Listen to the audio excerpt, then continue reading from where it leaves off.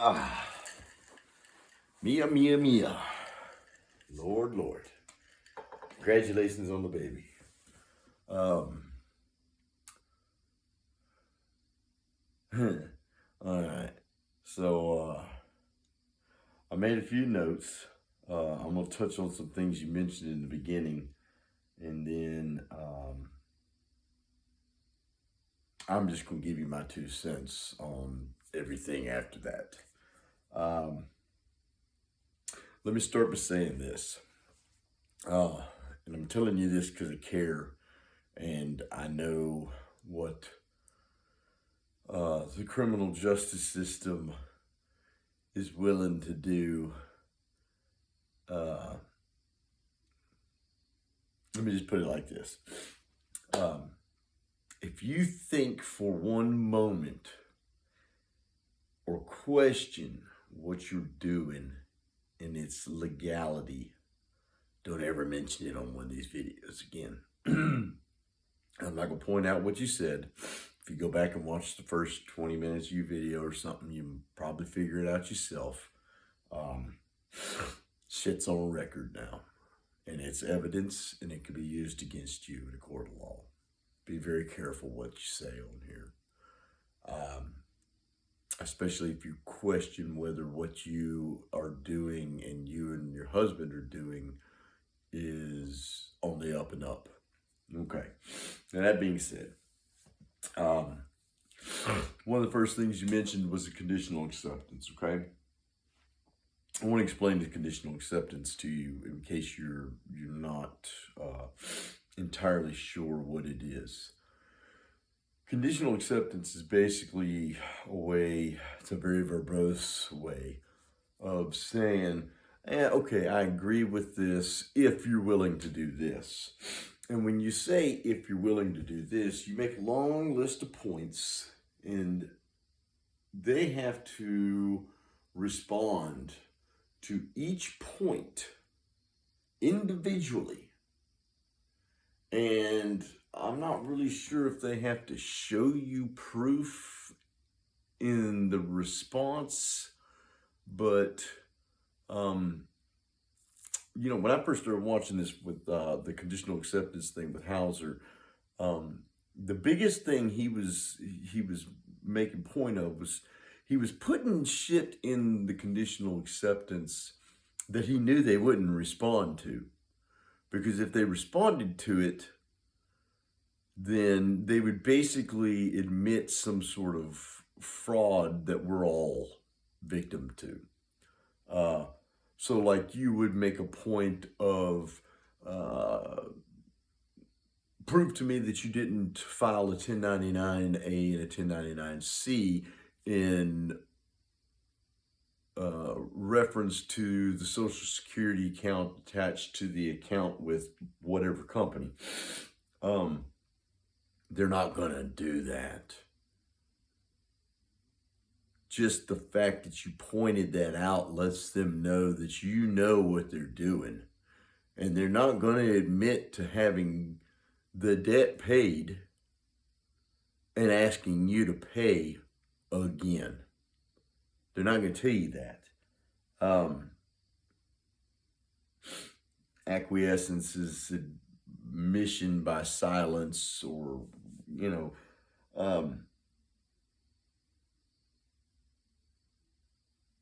in a lot of cases, you're better off to say nothing. And in their case, when they receive a conditional acceptance and it asks them on crazy ass shit for them to have to respond to, they're not going to respond. You're probably never going to get a response to a conditional acceptance, at least not a worthwhile one.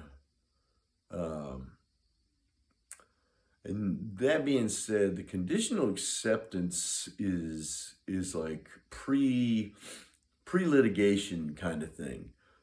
I'm not saying don't write conditional acceptances, but if you're not ready to go to court and stand up in front of a judge and litigate, then don't send a conditional acceptance. It's a waste of your time. Conditional acceptance is something that is is like, okay, I'm sick of your shit. This is what we're doing. And if you don't do this, then we're going to court. The conditional acceptance does tie them into a contract if it's sent registered mail, but it just depends. It's all on the wording. Anyways, I encourage you to do some more research on these conditional acceptances before you waste a lot of time sending everyone to conditional acceptances, because it is a waste of time if you're not ready to go to court. And if you're not trying to go to court, and especially if you're not trying to go to court and represent yourself or present yourself, let me rephrase that, because we're not representing anything. Okay, so you mentioned the 1099As being money. Let's have a little talk about money. So, there is no money. A money order is the only thing I think we have access to that is actually considered money. And I've heard some disputes on why the postal money order is so. Some people say that the Queen owns the post office. I can tell you this, the post office is about the only actual piece of government we have left from the original government that was started when this country, or this nation, however you want to look at it, was founded. And that may be part of the reason why a U.S. postal money order is actually considered money. Brandon Joe Williams actually did a video on that, which was kind of interesting. But he mentions that, a postal money order is money. A check is not money. A bill is not money. A draft is not money. A note is not money. Those things aren't money. What the 1099A is and the 1099C is and all these other things, they're financial instruments. Some are negotiable, some are non-negotiable.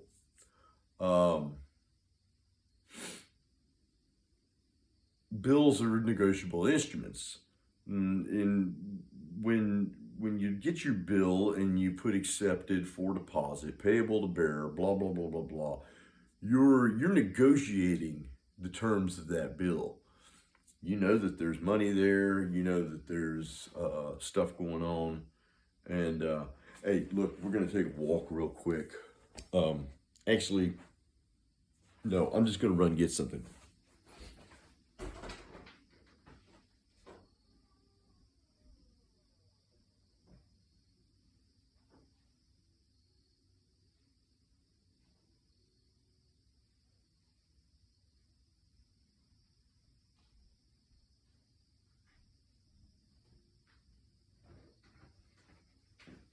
All right, I'm back.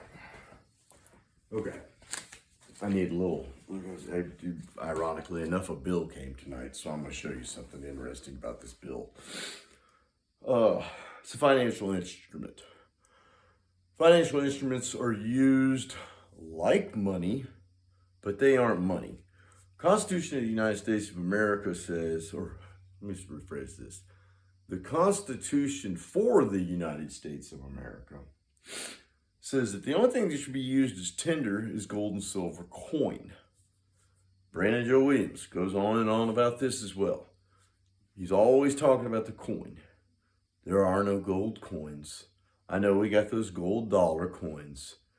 If you have any idea of what gold goes for an ounce, for the gold dollars to be $1, there's practically no gold in that coin.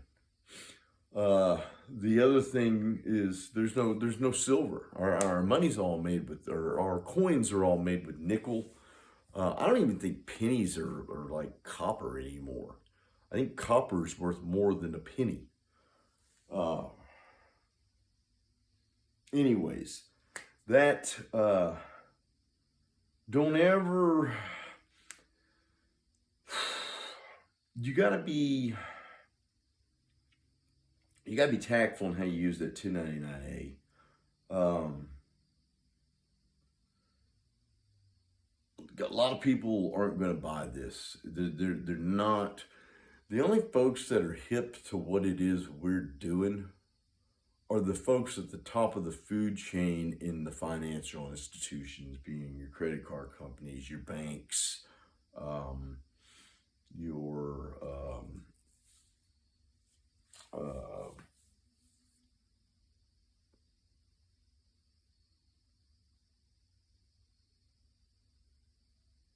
mortgage companies,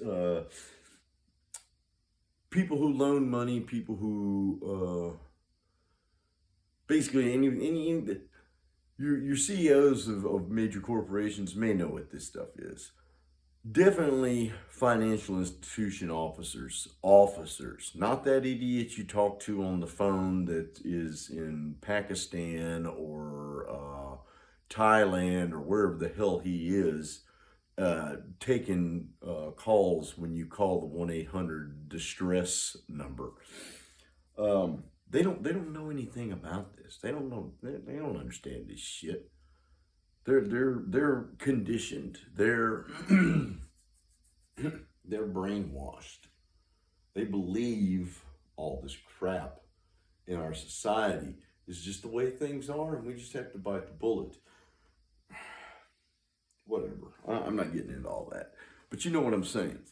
I also wanted to make mention that 1099A is only good for $600 or more. You send one of those to the Treasury Department for like $60, and they're gonna laugh at it.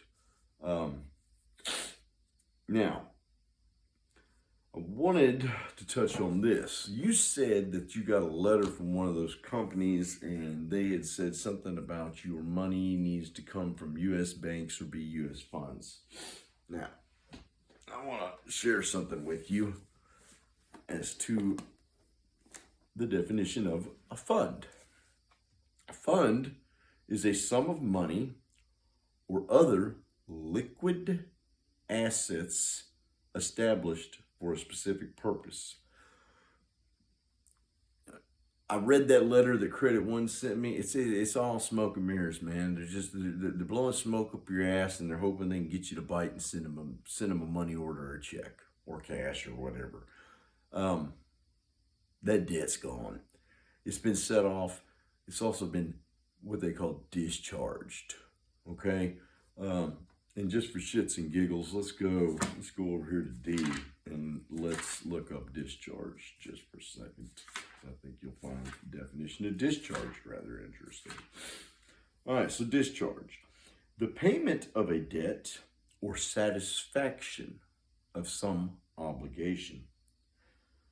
And then, I went a little bit further than this, and I looked at payment, which payment was an interesting definition. I'm not going to read it out to you. But you made mention that, they had closed the account. Now, one of my commenters in one of my videos had told me to look up closed account. He said you'd find it very interesting. So I did. And this is the definition of a closed account, which you'll find interesting.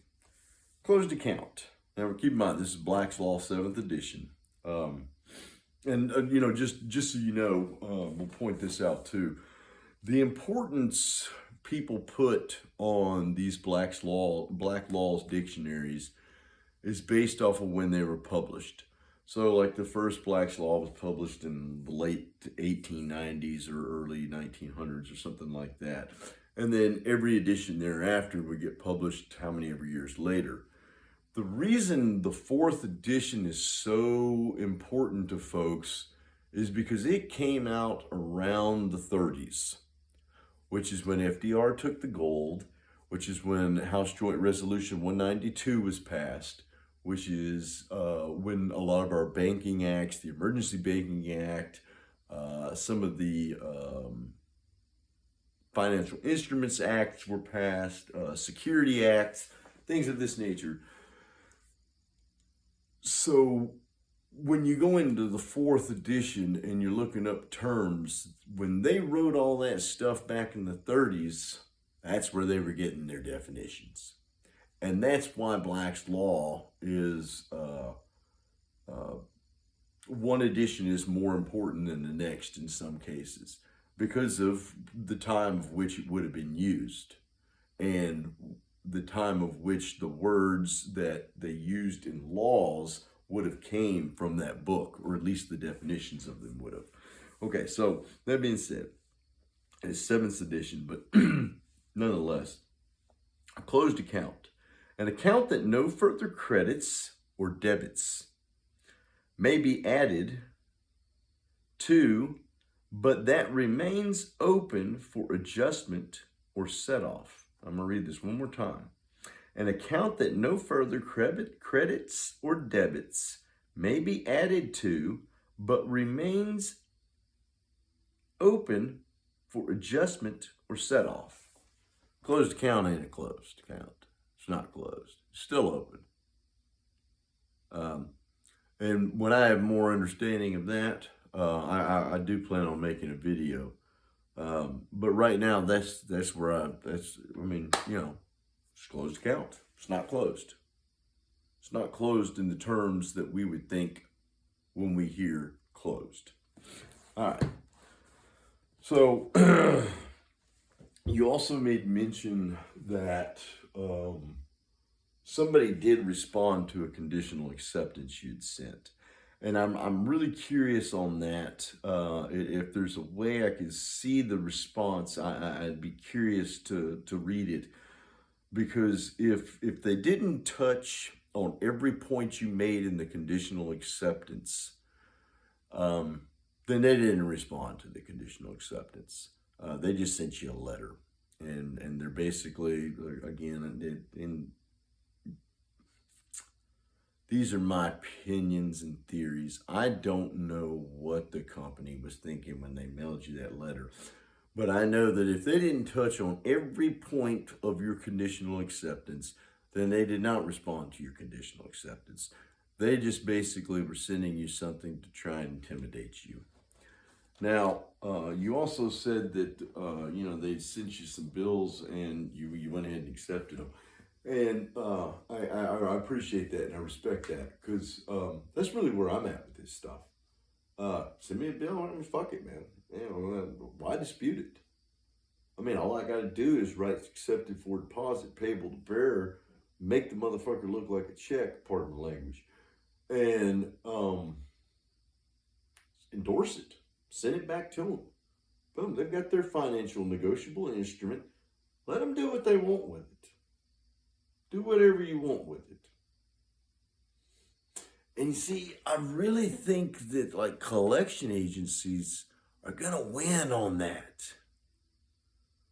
Because they paid for these things on pennies on the dollar. They bought our debts from these companies for pennies on the dollar.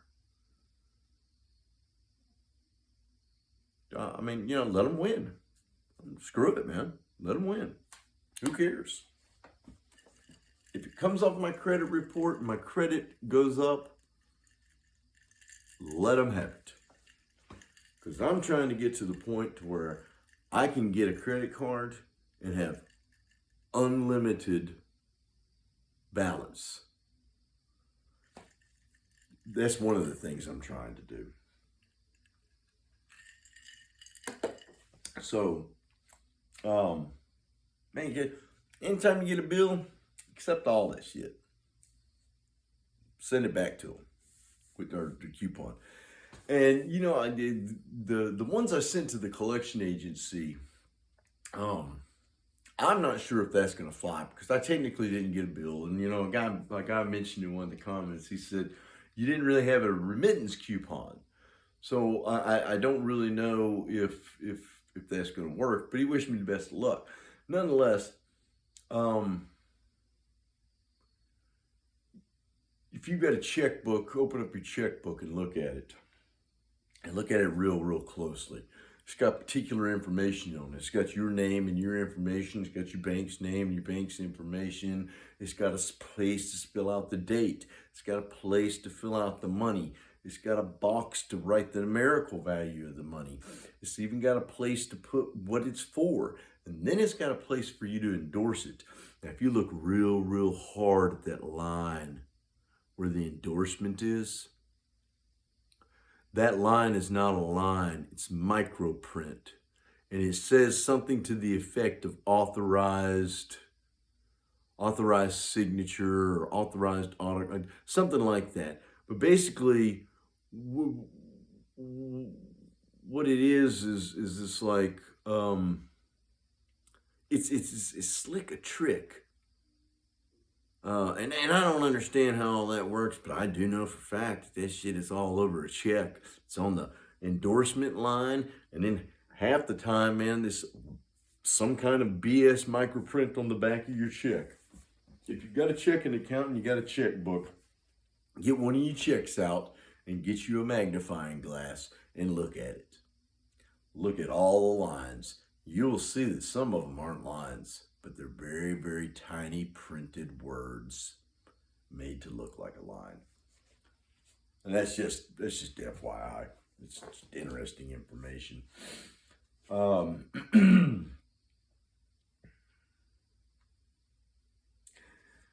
Okay, so you talked about that guy, and the guy in specific for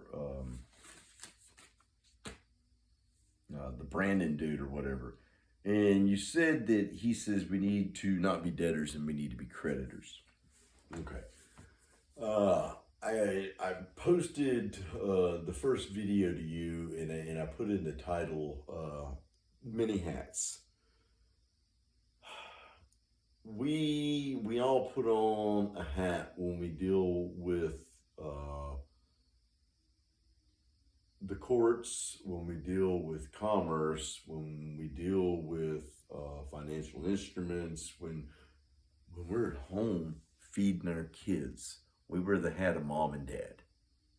When we go to court, we wear the hat of defendant or convict or plaintiff. When we're in commerce, we are the debtor, the bearer, the holder, the exchanger, whatever the case may be. As weird as it sounds, you got to figure out what hat to put on and when to put it on. Reason I say that is I've heard argument that the only time you really want to be the creditor is when you step into a courtroom. Because then, as the creditor in a courtroom, and I want to make mention of this too, all courts are commercial courts. And I'm going to get back to that in a minute. But it is all commercial. Trust and believe. Those people are making money.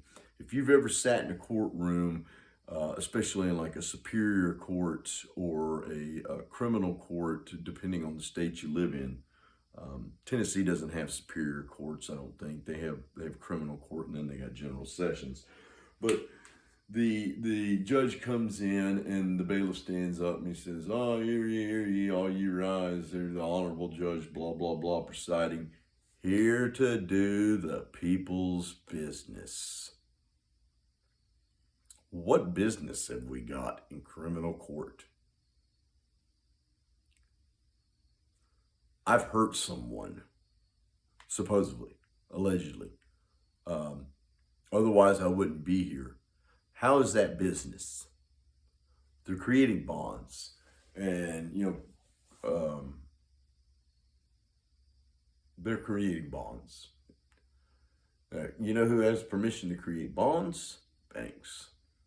Banks get to create bonds. Put that in your pipe and smoke on it for a while.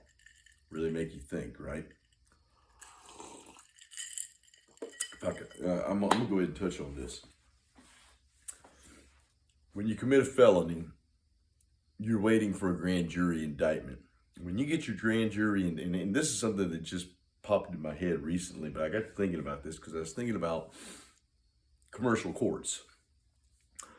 And I was thinking about negotiable instruments. And I was thinking about bills. And so anyways, you've committed 6 felonies. And the prosecution presents it to the grand jury to get a grand jury indictment. When you get your indictment, they send you what they call a true bill indictment. Okay, now that being said, I want you to think about this. The Bill of Exchange Act plainly says on like the first page, all bills are bills of exchange. So if I get a true bill indictment and I accept it for value, endorse it, and send it back, does that mean that we just discharged the debt? Something to think about. Something to think about. How many times I've received an indictment, true bill indictment, and just stuck it off to the side. And it's interesting because if you look at a true bill indictment, there ain't nothing to it. It's like 2 paragraphs. The first one basically states that the grand jury convened and indicted you. And then the second paragraph states of what? That's it. So, should I not accept the value of it and accept it for value and then send it back? I don't know. It's just something to think about. The point I'm making is, I don't know that it's always wise for us to try and be the creditor. The reason I say that is because the government established with House Joint Resolution 192 that there's no way for us to pay our debts. So if there's no way for us to pay our debts as debtors, who's going to fit the bill? Well, the Treasury fits the bill, and they fit the bill based off of our Social Security trust accounts. So in the case of receiving bills, I don't know that I want to be the creditor. I think I'd rather be the debtor and just let the government do what it's supposed to do and take care of the debt. If I'm the creditor, why are they going to take care of the debt? I don't understand a lot of this stuff on creditor, debtor, this, that, and the other, but I do know, I grasp this completely. Roosevelt took the gold. There's no gold. The people have no money. And then he passed House Joint Resolution 192, which basically was our remedy for them taking the money. So they're responsible for all of our debts. They became responsible for our debts when they took our gold. Okay. Now, let's talk about credit. So I'm going to make a little note here. Let's just say you came to me and you said, Corey, I need $2,000. I said, okay, I tell you what, I'm not going to give you $2,000, but you go out and you buy whatever you want for up to $2,000, and you tell people I'll fit the bill. That's essentially what happens in the credit card. You hand them the credit card, they see the Visa on there, they scan the thing, your little SIM card looking chip that's in there is nothing more than your electronic signature. He verifies, boom, moves on. So let's say, here I am. I give you $2,000, but I'm holding the $2,000 because I'm just going to pay whatever it is you need. So you go to the store, you buy some groceries. It was $250. Okay. So let's say you needed new tires for your car. So that was another $600. And then let's say you decided to pay your rent and that was $1,000. Okay. Now, look, pay real close attention to what I'm about to show you. So here you are with a positive balance of $2,000, okay? I'm holding this $2,000 for you, and you charged $250 for groceries. Well, you see that negative sign there, right? That shows that you took $250 out of this $2,000 I gave you. Left you with $1,750. So then you went and bought tires. Minus $600. Left you with $1,150. So then you paid your rent, $1,000 minus. So that was going to leave you with $150. Okay? Now, those minuses mean you owe me. Now let me explain something. This is my Open Sky account. This is a secured credit card. I got $200 on this account. I've had this. This is the only account I've got open. And the only reason I send them a check every month is because I need this account to stay open for my credit. It benefits my credit report to have this account open. I don't want it closed.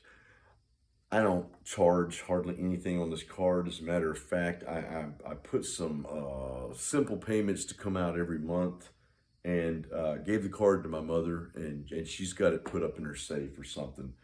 But this is interesting, okay? I want you to look at this. If you look, you'll see the only negative number on this bill or this statement is the payment that was made for $69. I sent them money, but they subtracted it from all these other securities that were created. Why is that? All the charges that are on the card are in the positive. The only thing negative on this bill is the payment.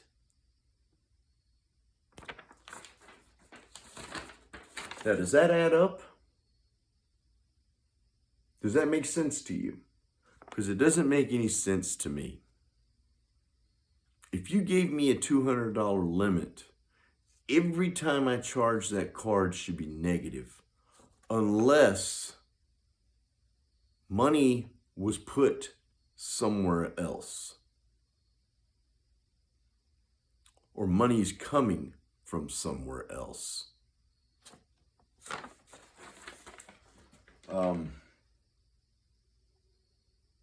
I wish I understood this fully. I don't. But I know what I'm looking at. What I'm looking at says this charge was positive. This charge was positive. My payment was negative. And then I've got 1, 2, 3, 4, 5, 6, 8, another 9 charges, and all of them are positive. Positive.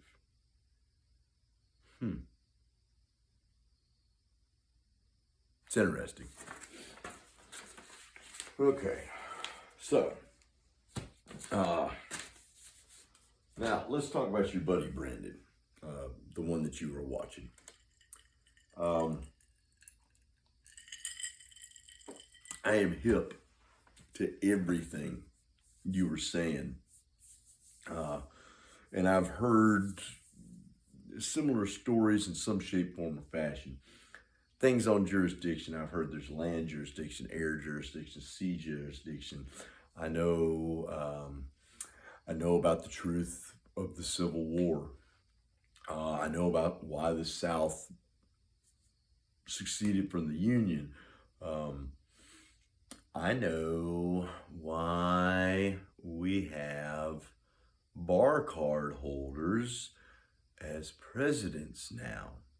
The reason being is because when the company, the trust company that started governmental services for the U.S., let me rephrase that, for America, was not incorporated. But when it went bankrupt, the new trust company came in and was incorporated. They took our Constitution and adopted it as a corporate charter. A lot of people argue and say the Constitution doesn't mean shit. It really doesn't mean shit. I mean, at the end of the day, it really doesn't mean shit. However, It does mean something if you're an employee of the corporation. That's their charter. So when it says in the Constitution, the United States jurisdiction is the 10 square miles of Washington, D.C., and any other territories they own, well, the United States jurisdiction stops outside that 10 square miles of Washington, D.C., and only extends to property like Guam or the Virgin Islands or Smoky National Park, federal territories. Give you guys, actually, I'm going to save that one for, well, I'll tell you this. So, every state has what they call sessions laws. Cession, sessions laws. And what sessions laws are is if the federal government comes in and they say, okay, we're in South Carolina and there's this parcel of land of 86 point blah, blah, blah, blah, to 23 point blah, blah, blah, blah. And then they, list some coordinates. And they say, well, we want to purchase this from you. I guarantee you, because I know Tennessee does and I know Georgia does, have sessions laws. South Carolina's got them too. And basically what a sessions law says is it tells how the state gives up their property to become federal territory. And it's quite a process. It's not something that just happens. And that being said, this is, if any of you are out there watching this and you've got family that are federal inmates, tell them to look into this shit. If the address they were arrested at and the crime was committed at was not federal territory and not Washington, D.C., the Fed ain't got no jurisdiction. They don't have any jurisdiction. When all this started, the feds were there. The federal government was initiated to help us in international commerce, and that was it. The states were supposed to regain complete power over their territory. The corporation has found a way to continue to make buku money doing whatever it is they do with the 1,300 different organizations that fall within their corporate charter, and they just keep growing and growing and growing. And the reason it keeps getting this way is because somehow or another they're making a profit. I want you to think about this: if income tax goes to pay nothing but the interest on what we owe, okay? And sales tax is a state tax. What other tax do we pay as U.S. citizens that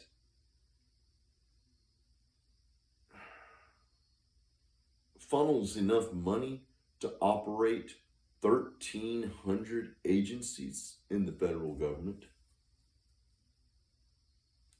It's a good question. It's a really good question. Anyone who ever asks for your social security number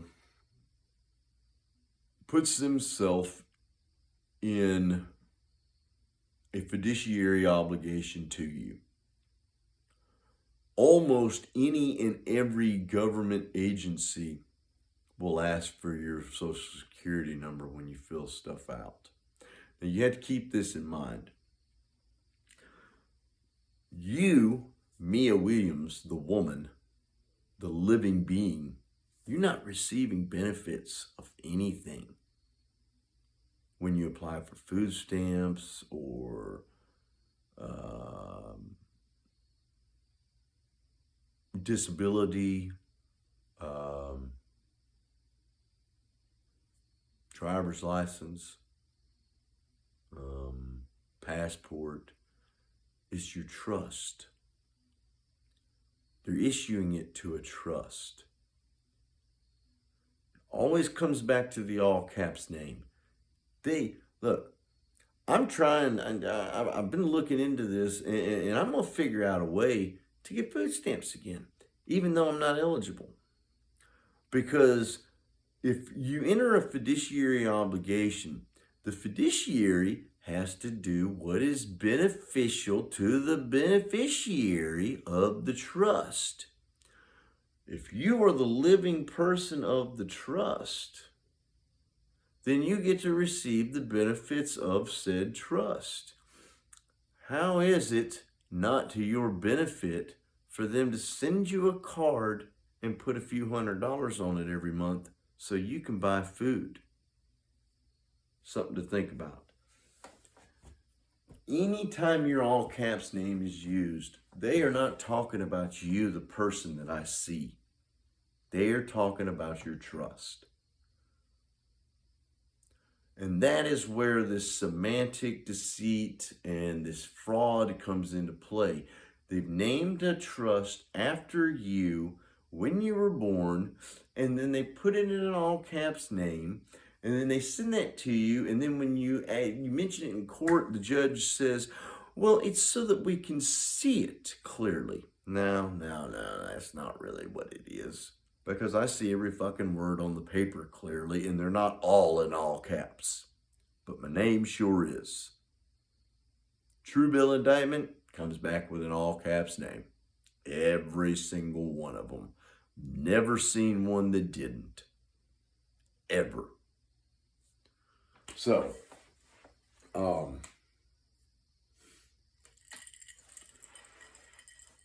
you need to find out what role you need to play and when you need to play it. Are you the beneficiary? Are you the creditor? Are you the trustee? Are you the agent?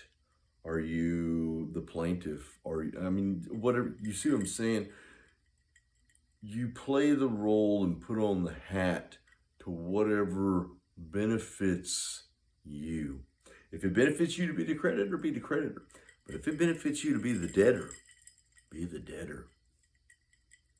If it benefits you to be the agent, be the agent. I don't really know how else to explain that. So, on this dude, and all that stuff, I've watched videos on those kind of things where these people talk about, how we were swindled and bamboozled, and the more accurate history of of America, and land jurisdiction, sea jurisdiction. What's his name? Something Maxwell. He's really good to watch because he talks about like the ships coming into birth and the birth certificate and how all that comes to play. Jordan Maxwell's his name. And he's actually got some YouTube videos. I don't think they're his per se, but there's videos you find with him on them. All that's good and fine, but none of that offers solution. And I get what they're saying about being the creditor. And essentially, because there is no gold and there is no more silver backing our dollar, then there has to be something that backs our dollar. We the people back the dollar. We the people give it value. And thus that makes us the creditors.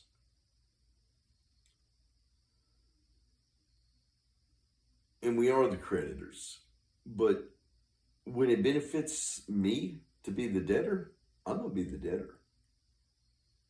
I can't accept these bills and send them off to get discharged if I'm the creditor. But I can if I'm the debtor. As far as the religious stuff goes, I don't really... I believe in God. I believe in Christ.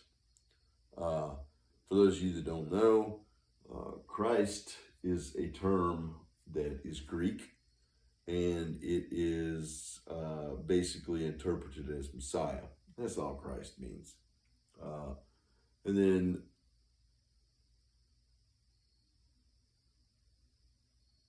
when it comes to the names like Jesus and God and Yahweh and Elida or Elodia, Elijah, I am, whatever the case may be, this is,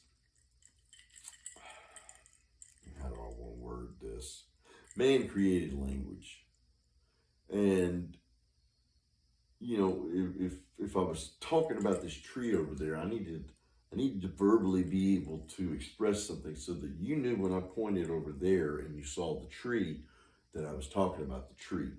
So we created the word tree. Don't know who did it. Don't care who did it, but they did it.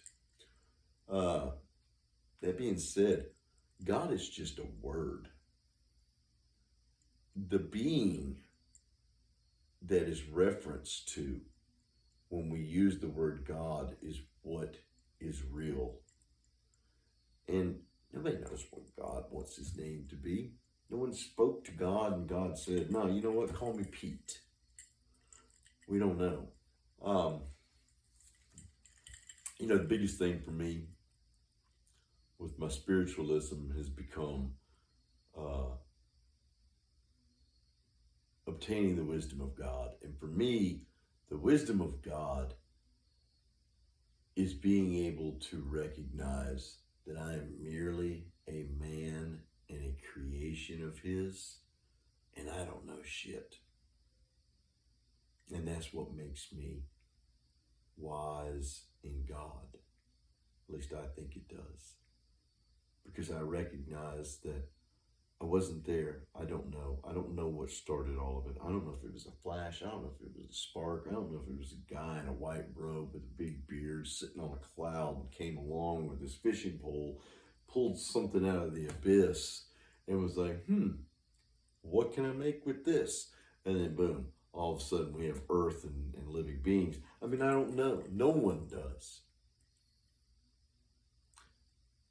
The recognition of that is what makes us all wise in God. Because we don't know. As a matter of fact, we really don't. I don't know what happened 44 years and a day ago. Couldn't tell you. Couldn't tell you because I didn't see it. I wasn't alive to see it.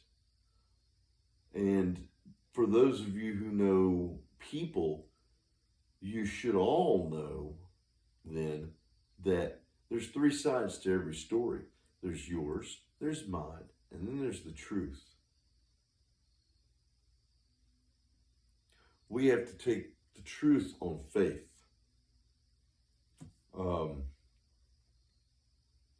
Christ said in John chapter 5, I think, that God is spirit. God is spirit. Those were his words. God is spirit. And when you think about that, it's like, okay, well, I've got spirit. So if I've got spirit, then I got God in me. I'm saying all this just because it's like when they start pulling this religious stuff and this, with that woman Anna von Reitz, she's a firm believer that the Pope is the trustee of the universe or something, and they filed all this crap within the Vatican, but it didn't change anything. Didn't change a thing.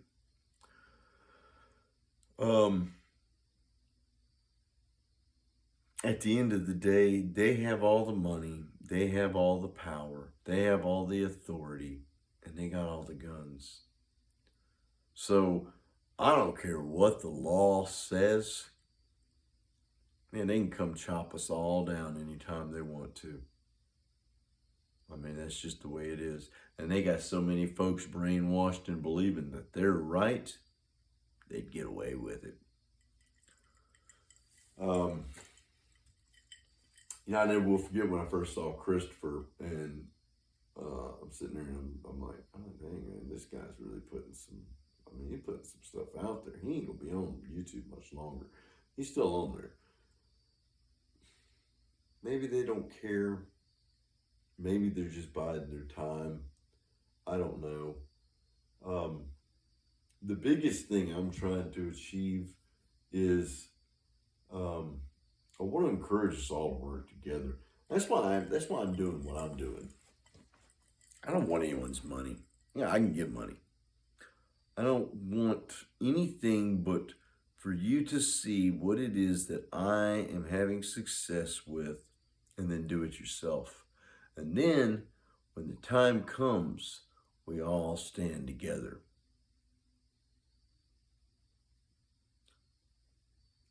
Maybe it works out, maybe it doesn't. I don't know. I know this, there's power in numbers. And when issues like racism and transgender and illegal aliens get mentioned over and over again, all it is nonsense to divide us as people so that we can't come together and conquer what is above us. I mean, it's all it is. It's really all it is. They use it. They open up their little toolbox, man, and they racism, transgender, homosexuality, divide, argue, dislike one another. Focus your attention on those things so that you don't see what we're doing right under your nose. And that's what's happened. Still happening. Still happening. I mean, think about it. You said that you've got women at church that you talk to, and the woman said, oh, you're a piece of shit because you don't pay your taxes and all. Man, fuck all that. Fuck all. They humor us because they don't believe it, because everyone's been conditioned to think that this is the way things work. Maybe this is the way things work. But I'm going to tell you, I've done enough research to find out there's another way to work it. Keep this in mind. I mean, there's 100 ways to skin a cat. Pick one. Pick one. It might be hard. It might be easy. I don't know. I don't know how you're going to decide to do it. But trust and believe, there ain't just one way. And, you know, a lot of these, I've listened to a few new folks here over the last few days, and I'm actually going to put a video in the link for you, or a video link in the description box for you, because I thought this was really interesting, and I think you might like to check it out. And I am going to check this guy Brandon out, but I want you to understand this. All of that's great and fine, but all it does is propose to us what the problem is. We all already know there's a problem. Let's find a solution now, you know? I'm about solutions. Having problems, knowing problems, dealing with problems, they're great, that's fine, it's good, whatever. But if we don't find a solution for the problem, then we still got this problem. And I don't want the problems. Nobody wants problems. So solve them. You know, my biggest things right now are, one, financial freedom. Two, I really want to figure out how to get people out of prison. I really, really, really want to figure out how to get people out of prison.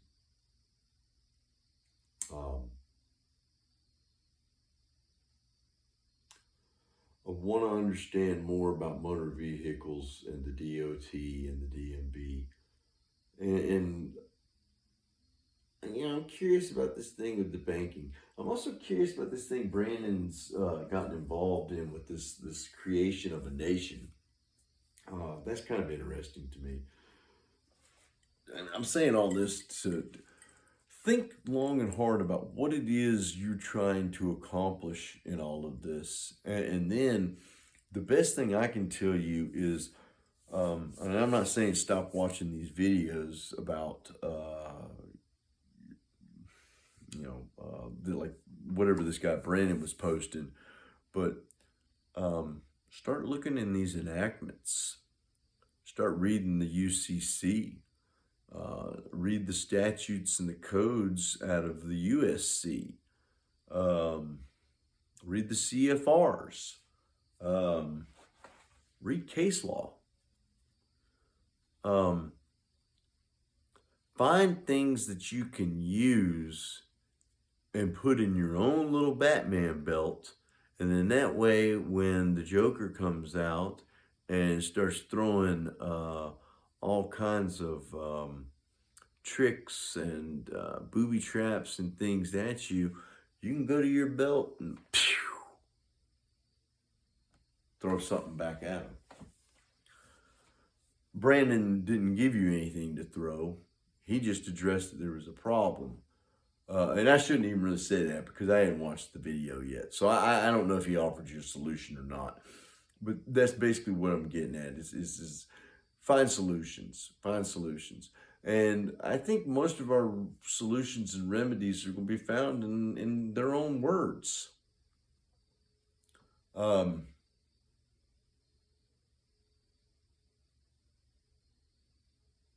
Yeah, I guess that's it. I think I pretty much touched on everything. I wouldn't mind linking up with this other guy that you were talking about that fucks with you. He sounds knowledgeable, and I'm curious. You've got access to my email. I've dropped it in several spots in the comments on my videos. Send it to him. See if he hits me up, man. I really wouldn't mind chatting with him.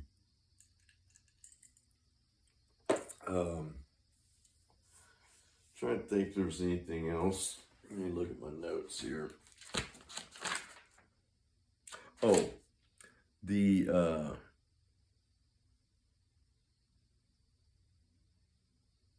no, I'm not even gonna go there. Yeah, I think I touched on everything.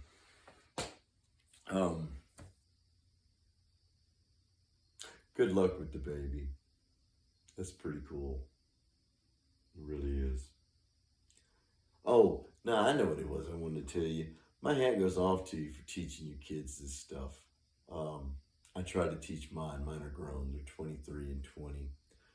And I can't get them to jump on the wagon, you know? It's almost like they just they've been conditioned too much, man. They're public school. They were raised by the state of North Carolina. And if you ever talk about indoctrination, man, my kids are indoctrinated. They've got my kids convinced that I'm the enemy, that I fucked them. I didn't kidnap them. I didn't take them out of their home and away from their father and then put supervised visits on him. The state did that. But they damn sure got my kids convinced that I did something fucking wrong. Like I said in the Tale of Two Corys, man, I pay for that one still. I'll probably pay for that one the rest of my life. It is what it is. Like you said, those are my dad's famous words. It is what it is. And it is what it is. Know the role you have to play. Learn the role that you have to play. Learn the role that you take in any of this stuff. They're important. You know, it's like I read the Federal Reserve Act, and it's in some cases I substitute words for me, meaning, you know, like actually like the word me, and it's weird because when I go back and reread it and I say you or whatever I should say to make it indicate that it's talking about me, it makes sense. And it's weird, but it does. You gotta know what hat to put on when you get into the arena. You know, am I gonna wear my war helmet or my war feathers, or am I just gonna put on a top hat today? I mean, what are we gonna do? I rock a lot of pretty feathers. Yes, I'm a Gates fan.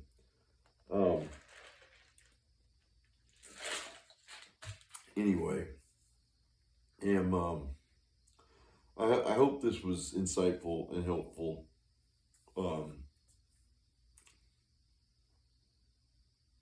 Try not to do so long a video next time. I really hate that it's taking me this long to respond. But you threw so much at me at one time. It was like, I mean, I literally have had to watch this video 3 times. The last part is interesting and informative as it was. Don't dwell on all that stuff. Don't dwell on all that. And the reason I say don't dwell on all that is because none of that offers a solution. We need to find solutions. We need to come together and work as one. And we need to find solutions. So, on that note, I hope that helps you. Feel free to use my email or make another video. I don't know. I don't have, I don't know what I was going to say there. Well, I've enjoyed the chat, and I did enjoy your video, and I really do appreciate you taking the time to make the video. I had no idea you're a mother of 4 kids, with a 5th on the way. I know it's got to be hard for you to study all this stuff because it is a lot to study. And when you got kids coming in and out all day long and distracting you and keeping you. Anyways, my hat goes off to you, man. You're doing the damn thing. Keep doing it. Seriously, don't give up. Don't give up hope. Stay away from those conditional acceptances unless you're ready to litigate. That is a move to take someone to court. You don't need to be wasting your time writing a bunch of conditional acceptances if you're not prepared to go into a courtroom. You really don't. Send the conditional acceptance. They don't respond, and it's a way of them. They're calling your bluff. So if you're not ready to go down to the courthouse and file a claim against them, don't bother. Don't bother. Conditional acceptance doesn't mean anything if it never gets into a courtroom. I don't think there's anything else, Mia. Don't think so. Love your family. Love yourself. More importantly, love and thank God. Pray. Pray on this stuff. I pray all the time, and this, He speaks to me and He guides me, and here I am making videos, and I do this because God spoke to my heart and said, you do this. Let them know. I swore to myself, if I got out of jail last year, I was going to do everything in my power to help folks.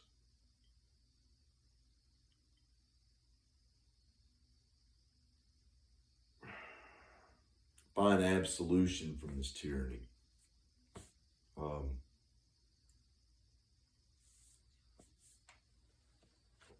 It's a sad world we live in.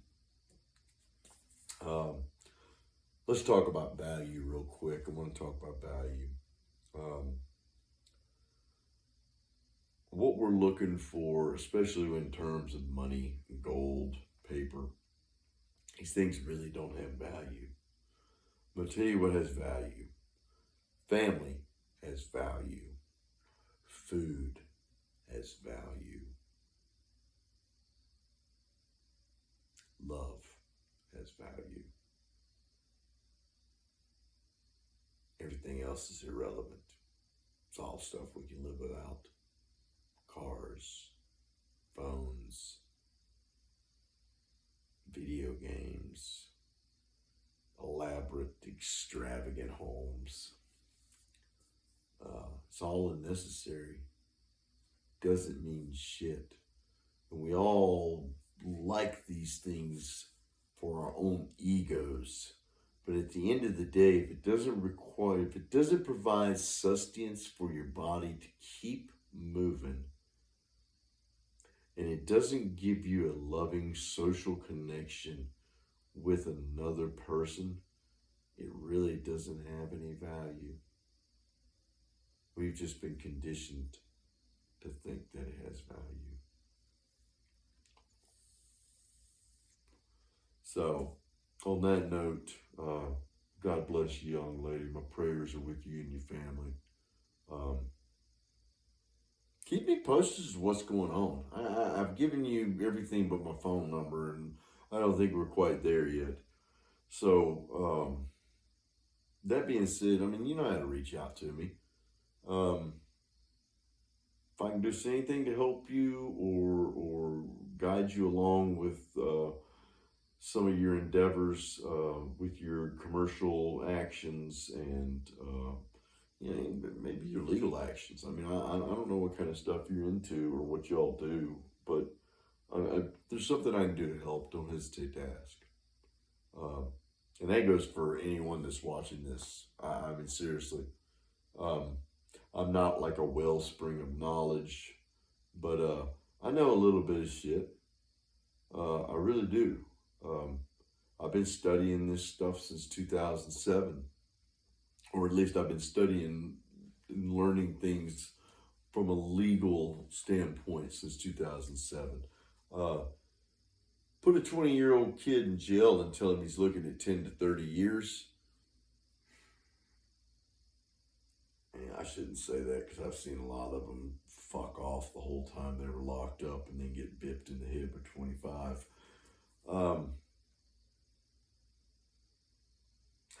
If you really care about yourself in that situation, you're going to want to learn as much as you can to try and get out of that situation. Because prison is no place for anyone. It's terrible. It's terrible. Men don't belong in cages. Women don't belong in cages. And I'll even go another point in that. It doesn't matter if the cage is an 8x10 or 100,000 square miles. A cage is a cage. And the only difference between me right now and the folks in prison is I got a bigger cage. I really do. I got a bigger cage. Nonetheless, I still am in a cage. I'm tired of being in a cage. Big or not. I don't want to be in a cage anymore. Get off my porch. Stay off my yard.